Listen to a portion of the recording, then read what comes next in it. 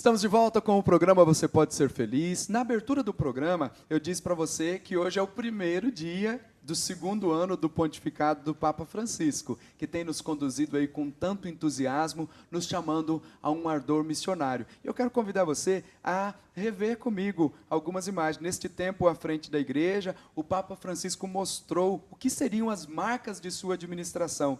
Nós vamos ver, então, essas características marcantes do Papa Francisco. Acompanhe comigo. Passou um ano desde a eleição do Papa Francisco. Nesses últimos 12 meses, ninguém ficou indiferente. Pelas circunstâncias incomuns pelas quais ele foi eleito, o chamado efeito Francisco se espalhou pelo mundo. Auxílio. Enquanto se apresentava ao mundo, o primeiro ato do Papa Francisco no balcão da Praça São Pedro foi abaixar a cabeça e pedir orações. As milhares de pessoas reunidas na praça começaram a rezar pelo seu pontificado.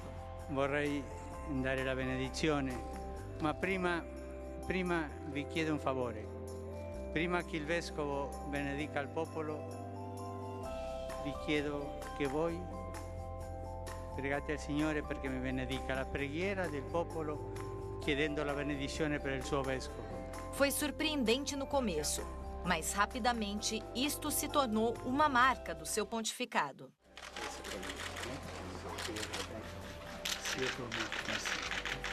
Austeridade. Seu estilo pessoal chamou a atenção do mundo, desde as roupas até o carro.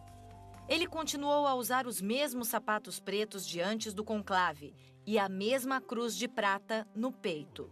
Se recusou a usar a Mercedes papal e optou por um carro modelo italiano de classe média. E não foi assim somente na Itália. No Brasil, durante a Jornada Mundial da Juventude, ele também optou por carros simples. A multidão seguiu o Papa e ele manteve as janelas parcialmente abertas pelas ruas do Rio. Os brasileiros adoraram. Já a equipe de segurança do Papa não achou muito divertido. Entrevista coletiva. Sem dúvida, esse foi o momento que marcou seu estilo. A entrevista coletiva improvisada que ele concedeu na viagem de volta do Brasil. Com o porta-voz do Vaticano ao seu lado, o Papa respondeu a todas as perguntas, sem impor limites, por 1 hora e 22 minutos. Isto marcou um novo precedente. Ele concordou em dar mais 5 entrevistas mais aprofundadas. Os doentes. O Papa guarda um lugar especial no seu coração para os doentes. Antes de celebrar a primeira missa de seu pontificado, ele parou o papamóvel e beijou uma pessoa enferma. Foi um momento emocionante e desde então o Papa tem repetido o mesmo gesto por incontáveis vezes. Imigrantes. A situação de refugiados e imigrantes que são forçados a fugir de seu país de origem é a maior preocupação do Papa Francisco. Sua primeira viagem no último mês de julho foi à ilha italiana de Lampedusa, onde milhares de imigrantes morreram em busca de uma vida melhor.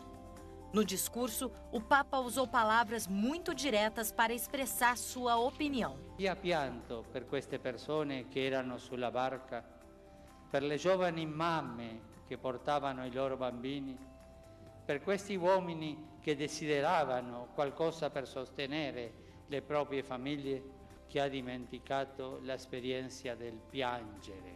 Paz. Com as negociações sírias na guerra civil e a ameaça de um ataque americano, o Papa liderou uma vigília para pedir paz em meio a milhares de pessoas. Com seus constantes apelos de paz pelos países em conflito, o Papa foi listado para o Prêmio Nobel da Paz. Cativante. Um dos momentos mais cativantes aconteceu no Encontro Mundial das Famílias, quando esse garoto colombiano de 6 anos decidiu que queria ficar próximo ao Papa todo o tempo, mesmo quando o Papa lia seu discurso. Novamente, o Papa não pareceu se preocupar. Brincadeiras. Quando se trata de Papa Francisco, nunca falta chamate, desde que os peregrinos argentinos costumam oferecê-lo ao Papa. Imagens como esta são vistas frequentemente. O Papa geralmente faz algumas piadas ao longo do caminho. Sappiamo tutti che non esiste la famiglia perfetta, e neppure il marito perfetto o la moglie perfetta. Non parliamo della suocera perfetta. Sua programação. A agenda do Papa está sempre cheia. Ele tem reuniões nas manhãs e tardes. Isso sem falar que ele está sempre pronto para o trabalho.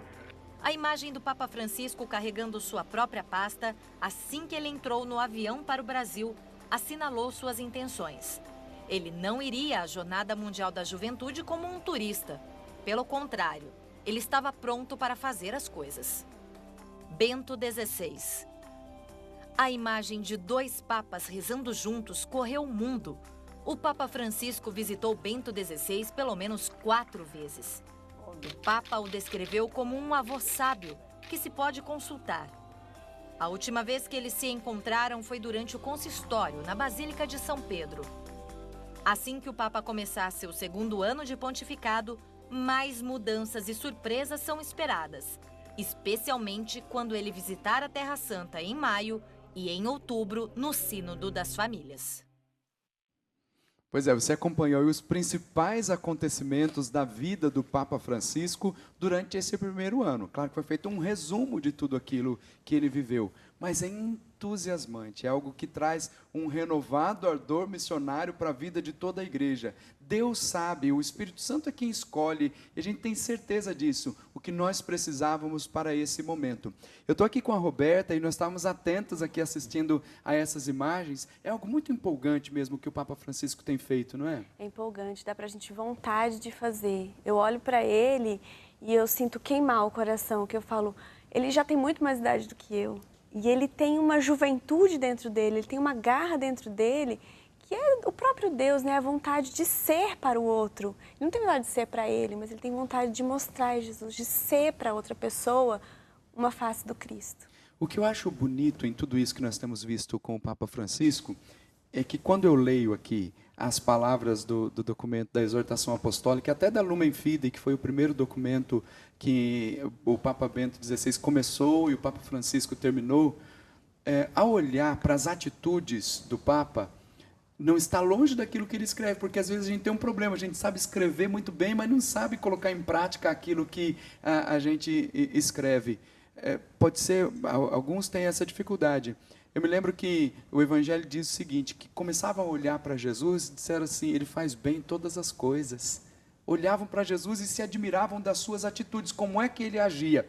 Quando a gente olha para o Papa e lê depois o documento, por exemplo, o número 127, que a gente já partilhava aqui nos bastidores, que diz assim, hoje, que a igreja deseja viver uma profunda renovação missionária, há uma forma de pregação que nos compete a todos como tarefa diária. É cada um levar o evangelho às pessoas com quem se encontra, tanto aos mais íntimos como aos desconhecidos. É uma pregação informal, que pode se realizar durante uma conversa, é também que realiza um missionário quando visita um lar. Quando a gente vê o Papa cuidando de uma criança, né? Enquanto talvez as autoridades estão ali, os seguranças querendo tirar a criança dali, o Papa não está preocupado. Aquele gesto de acolhida é um meio de evangelização. Quando vai no doente, dá um beijo no doente, quando abraça um idoso, porque a gente às vezes pode pensar que só quando a gente tem a oportunidade de ler um texto bíblico e fazer uma pregação é que a gente está evangelizando. E eu leio esse texto e vejo as atitudes do Papa, ele está ensinando com a própria vida como evangelizar. De um jeito simples, né? Eu penso que esse ardor, esse ser missão é olhar para o próximo. É tirar o foco da gente e olhar o que ele precisa. Ele precisa de carinho, ele precisa de atenção, ele precisa de uma palavra de Deus. O que a pessoa precisa naquele momento? Outro dia eu assisti a Canção Nova e o Padre Joãozinho estava lá e ele falava que ele sempre tinha uma bala no carro, porque uma médica orientou que as pessoas de rua precisam de glicose. E aí ele não dá dinheiro, porque a gente sabe que isso não é legal, e ele dá uma bala, ele dá uma palavra de atenção. Então é o olhar, é isso que o Papa Francisco faz para a gente. Ele olha para as pessoas, enxerga a necessidade e dá para elas aquilo que elas precisam, seja palavra, seja um gesto. Pois é, dá tempo da gente começar só a fazer uma pequena introdução dos trabalhos que o Ministério Jovem tem feito pelo Brasil como ação evangelizadora. Vamos citar quais são esses trabalhos que têm sido feitos? primeiro deles é eu sei que o Lucas está coordenando agora Isso. no estado de São Paulo, Lucas. que é a missão... Jesus no Litoral. A missão do Jesus no Litoral, ela tem esse objetivo, ele tem 2 objetivos, na verdade. Formar o missionário, né, na questão fraterna, também nas palavras, nas atitudes, e levar a palavra de Deus às pessoas que estão ali na região litorânea, né? Seja na praia, seja nas casas, que a gente tem as duas vertentes ali. A gente vai para a areia e vai também para as casas que estão mais afastadas, enfim. Mas o viver ali também a comunidade dentro do QG, que a gente chama, né? Onde a gente é formado, onde a gente passa nos nossos momentos de oração. Esse é um deles. E a gente tem um desejo muito grande que a missão Jesus no Litoral ela aconteça primeiro nas dioceses e depois ela se expanda para as praias. Então, estar sempre em missão. Pois é, só uma pequena introdução, porque daqui a pouquinho a gente vai falar sobre essa estrutura toda e as outras modalidades de missão que tem acontecido e até essa novidade aí durante a Copa, né? Nós vamos pelo menos comentar aqui durante o programa. Vou para o intervalo rapidinho, já eu volto para continuar com a Roberta falando dos projetos de evangelização do Ministério Jovem. Já eu volto.